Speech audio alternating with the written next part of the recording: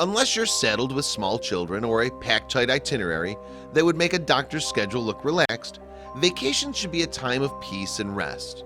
That's all Crystal Taylor wanted and didn't get when she packed her bags for a trip south.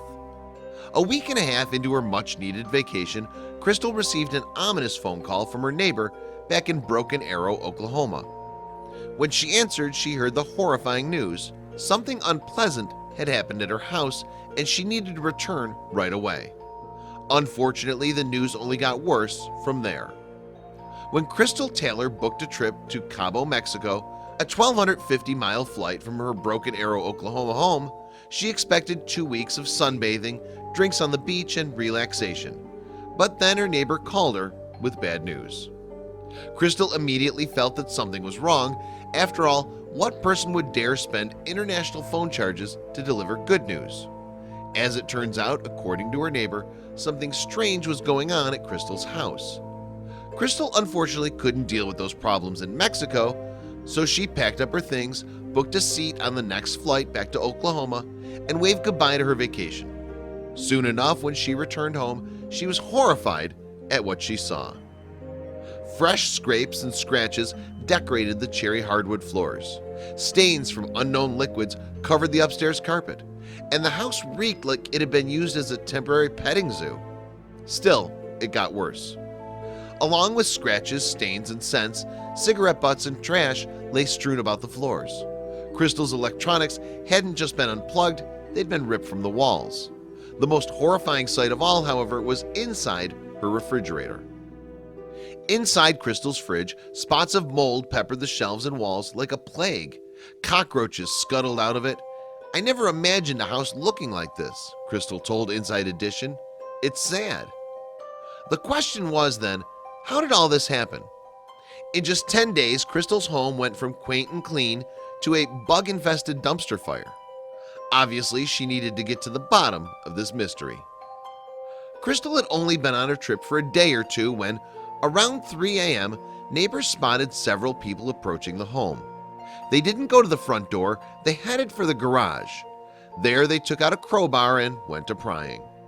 Soon between 6 and 10 people had entered Crystal's house through the busted garage door, and they had no intentions of this being a quick visit. The uninvited tenants made themselves right at home, unloading mattresses, 5 cats, and even a dog.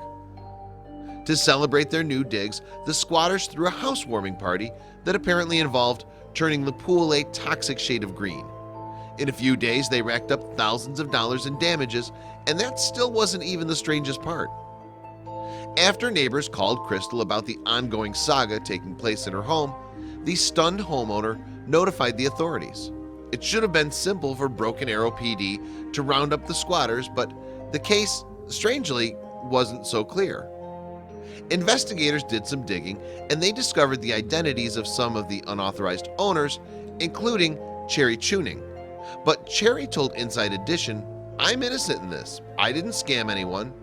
And technically, Cherry wasn't lying. Cherry and her crew thought they'd legitimately rented the home. After all, it had been posted on Craigslist as an available rental property. Cherry even signed a lease agreement and received keys, though they didn't work, hence the garage break-in. Upon closer inspecting the document, it was obvious that Crystal's name was nowhere on it, as the person who collected the rent had the last name Parker, not Taylor. What was more, someone tried collecting a security deposit on a home they didn't own.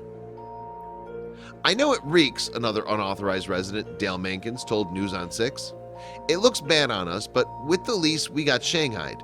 Crystal's being nice enough to let us get our stuff. We'll go to another place." So what could Crystal do? And who had rented out her home to these people? Crystal wanted authorities to hand down some serious punishment. "It should be breaking and entering," she said. "They broke into my home.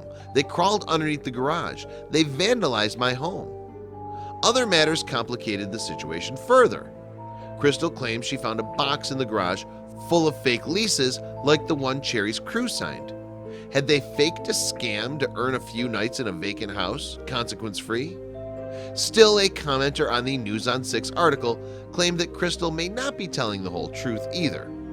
"Crystal's house is in my neighborhood and has been empty for months," they wrote. far longer than the claimed 10 days. With a muddy situation, the authorities issued a trespassing warning to the inhabitants. Meanwhile, a furious Crystal was left with a massive repair bill and a sense of violation that wouldn't likely go away anytime soon. "It's all dirty," Crystal told Inside Edition. "It just feels dirty." That was the exact opposite of how Crystal wanted to feel after what should have been a relaxing and refreshing summer vacation. So, who was right and who was wrong? Just see the extent of the damages to Crystal's home.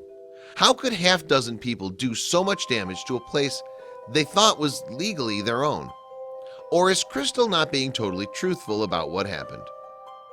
What a lousy way to end a vacation. Hopefully authorities can sort out the truth one way or another and stop housing scams like this from happening in the future.